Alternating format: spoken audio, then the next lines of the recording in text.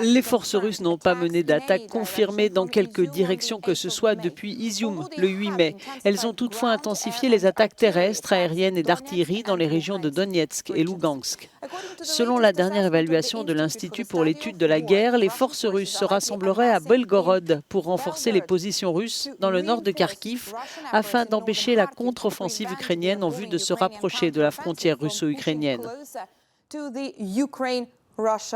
Selon le think tank, la contre-offensive ukrainienne au nord-est de la ville de Kharkiv a probablement contraint les troupes russes à se redéployer au lieu de renforcer les opérations offensives russes bloquées ailleurs dans l'est de l'Ukraine.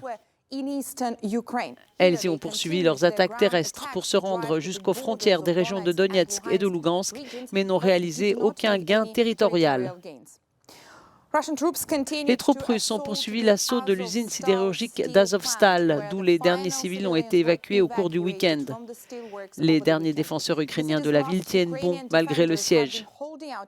Selon l'Institut pour l'étude de la guerre, les troupes russes se préparent peut-être à une nouvelle offensive sur l'axe sud, probablement en direction de Zaporijjia et Kryvyi, mais il est peu probable qu'elles réussissent. Odessa, dans le sud de l'Ukraine, a de nouveau été prise pour cible. Les forces russes ont frappé la ville avec des missiles.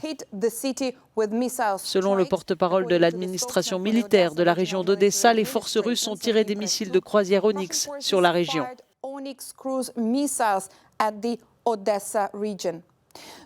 Selon le ministère britannique de la Défense, l'invasion de l'Ukraine par la Russie a révélé des lacunes dans sa capacité à mener des frappes de précision à grande échelle. La Russie a donc soumis les villes ukrainiennes à des bombardements intenses et aveugles sans se soucier des pertes civiles.